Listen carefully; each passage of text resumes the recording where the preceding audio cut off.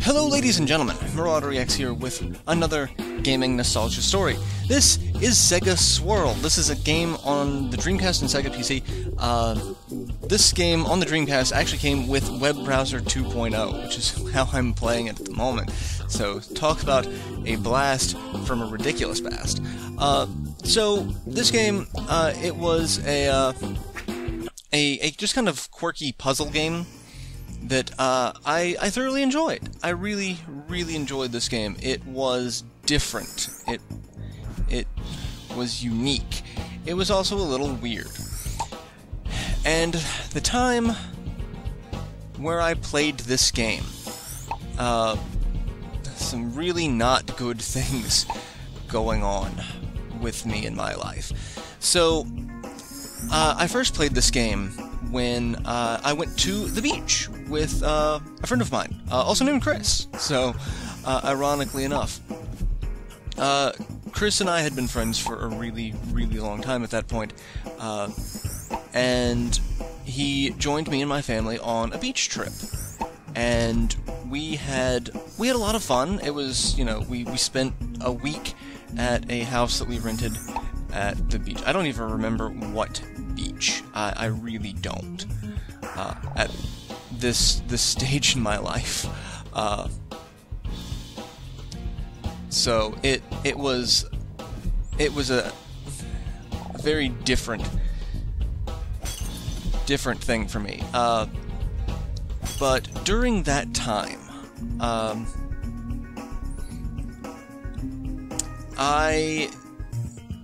I'd never had shellfish up until this point in my life, because my mom is allergic to shellfish, and I get a lot of my immune system, you know, concerns from her. So it's like, if she's allergic to it, I just assume I'm allergic to it. So that's how I operated in life for a really long time. And yeah, it's not the best, but it was how I had to handle things. So I ended up at the beach trying crab cakes for the first time. Like I said, my mom allergic to shellfish. I just assumed I was allergic to shellfish. So this first time having shellfish, and I got very sick. I was very ill, and ended up having to go to the ER while we were out of town at the beach. And that was also my first ER visit. My first ER visit for myself, at least. I'd gone to, visit friends or family in the ER, but this is the first time I was like, I have to go to the emergency room. And they're like, oh yeah, it's just, a shellfish allergy, just, don't have shellfish again, you'll be fine, just, be cautious the next time, just don't do it. Like, okay, well, that's something that I now know for the future. They give me some meds to help, maintain it, because I'm still very queasy for the next several days, and they're like, that's going to, that's how it's going to be. So we apologize, but we'll do what we can to make you as comfortable as possible while you're trying to not, puke your brains out. So I, take meds. We end up leaving the beach trip a day early because I just can't. I just can't. That's the long and short of it. I really just could not. And things are fine for a couple of days, back home, until I start getting really sick again. Like, at this point, it's the end of whatever break we were on to, go to the beach. When I'm back at school, stress is kicking up, and I get sick again. I'm just, it's bad. It gets very bad. And we go to another doctor, and the other doctor's like, well, you might have an ulcer. And so we start, doing tests for that, and they start putting me on medications for that, and still not doing much of anything. I'm still not getting better. I'm still not having any sort of improvement. And stress is really the major factor. Stress is the biggest thing that's kind of, killing me at the moment. And we just keep trying. And these health issues continue for years. Only recently in my life am I able to more that I have more control over this, and it turns out that most of it was anxiety. My anxiety just destroys my. If I ever have any sort of anxiety, stress, it goes straight to my stomach, and my stomach either. Because of whatever they originally said it was, at first they said it was probably a viral infection, and then it was the possibility of an ulcer, and there was a lot of back and forth with this, and as you can imagine, very few actual answers. So it really didn't do well for me for a really long time, and I've had so many tests run. I had an upper endoscopy done. I've had various CT, MRI, all sorts of scans that just really do nothing for me, and we never got closer to the goal of figuring out what it was. And what ended up happening was I just started medicating to treat the symptoms. Like, I would take meds to deal with nausea and anxiety, and like that was the only thing I could do. And things got worse as they got on. Like I said, I first encountered whatever this illness was in high school, and not even like toward the end of this was, still really early on in my high school life, and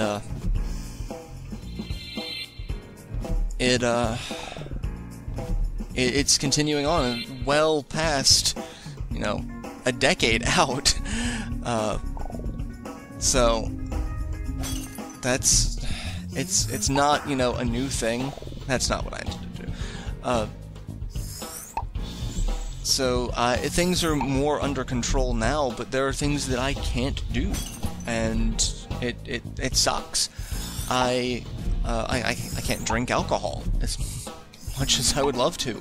It just destroys my stomach faster than I could enjoy, a good buzz.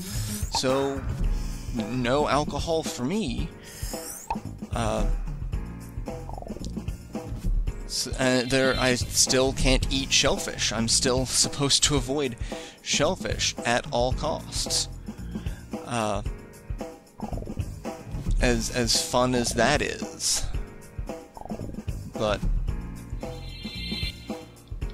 there's just a lot I can't do. I can't put myself in a situation where I willingly increase my stress levels. Like roller coasters, the physical jostling, the adrenaline and stress. The adrenaline part's fine, but it's what the adrenaline does to your body afterwards that my body just reacts as, oh, it's a stressor.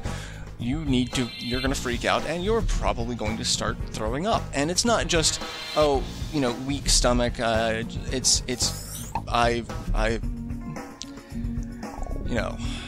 My stomach tries to turn inside out. It's a very unpleasant experience for me or anyone around me. So, it's quite disheartening, but it's something I've had to live with for almost 20 years now, really. I am encroaching the 20-year mark on that, and that kind of depresses me. That I'm no closer to finding out what the cause of this is. But I just do what I can. So yeah. And relating this to, bringing this back to the game that I'm currently playing, me and Chris, and my dad, actually, one of the few console games I've ever got my dad to play is this and Worms Armageddon, both on the Dreamcast, because while we were out of town for the week at the beach, one of the things I did is I brought my Dreamcast, and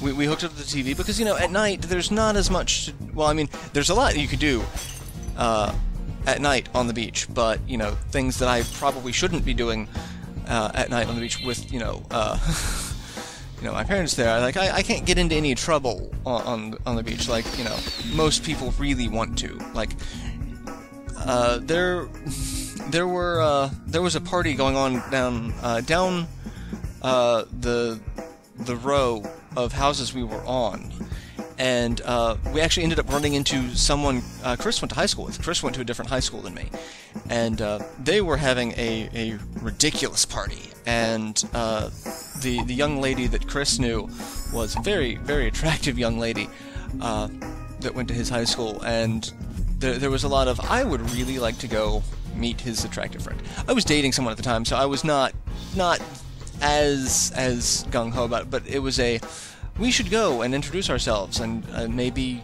find Chris a girl. Because Chris, at the time, Chris was single, and he was very unhappy that he was single and I was dating someone.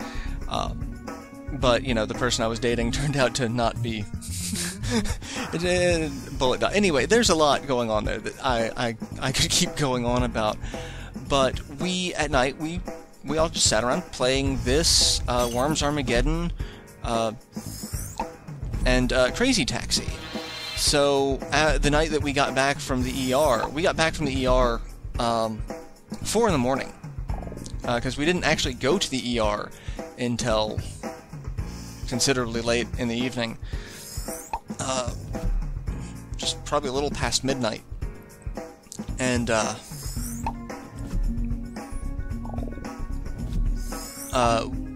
so, you know, sleep after an ER visit it's really, really hard to do. I don't know how many of you have had the misfortune of having to try to deal with that, but there was no sleep for me that night. So I just stayed up playing SEGA Swirl with Chris and Dad until, you know, the next afternoon when I could sleep. So that's what relates the story to this game is playing the game before I got sick, and then this game is one of those games that I remember, like, this is what I was playing when the start of some major health issues decided to crop up in my life. And I mean, I'm thankful that my health issues are as minor as what I'm actually experiencing. Like, it could be so much worse. So for that, I am very thankful that it's not worse, but it's still completely obnoxious and a little rough to deal with. But I said it could be so very much worse. So I'm very thankful for that, at least. But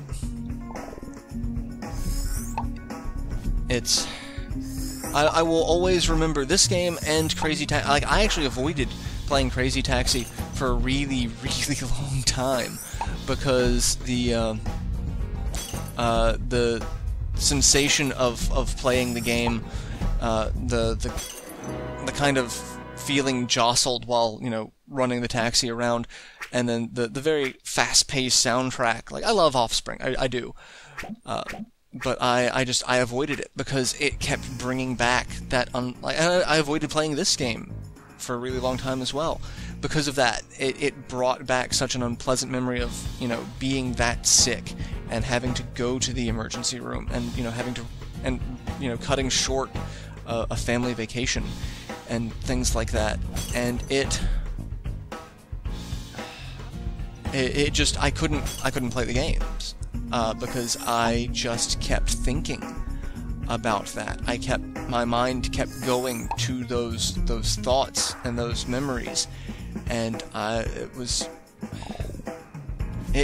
rough on me to try to continue enjoying these games when the only thing I could think of was, I feel like crap, and I feel like crap because of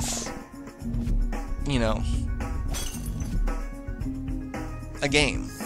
Except it wasn't the game. I shouldn't have blamed the game, because I know it wasn't the game, but it's that irrational mind, this is the game's fault. It's when it wasn't. It was in no way the game's fault. But that's what I ended up having to get my mind out of. Like, I had to get my mind away from that mindset of this is the game's fault. And it's not the game's fault. It's no one's fault. It's just life. And it actually made me really dislike the beach for a very long time after that. I refused to go to the beach after that for many years. So, and like I said, the fact that I'm still, kind of dealing with these health issues, it's much more well managed now, but for a really long time it wasn't, and I have had to leave jobs because of it. I've had to, I've missed a lot of school because of it. It impacted friendships and relationships for a really long time. So, this is definitely a memory that sticks with me of, playing SEGA Swirl, playing Crazy Taxi, playing Worms, while being very sick and not realizing at that point that this is just the beginning of something that's going to last a very long time. So yeah, even though I only really played SEGA Swirl, I did mention Worms Armageddon, which I've played a lot on the channel, and I mentioned Crazy Taxi, which I sat in on an episode of Let's Play with Culex. He Let's Played Crazy Taxi, and I sat in on an episode with him. So if you have a story relating to any of those three games, because, I can almost guarantee no one's going to have a story for SEGA Swirl. It's a very, very niche, not known title. But, Worms or Crazy Taxi, or just any other story about a game in general where you remember some sort of, health-related, anything, any gaming story, really. I want to know what memories you guys associate with games. Like, maybe you were playing Pac-Man and, you met the love of your life. I don't know. But I want to hear how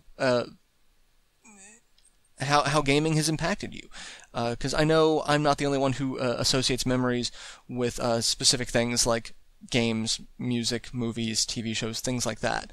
So I would love to hear your stories about this. So let me know your stories. Either post it as a comment in the comment section of the video, or make a video and send me a link, and I will do my best to link it to this video, and share it with my viewers, so that people can share stories, positive, negative, just memories that help shape who you are relating to games. So I will see you guys in the next gaming nostalgia story. I really look forward to the next episode, and seeing what all of you share in those experiences. So till then, later everyone.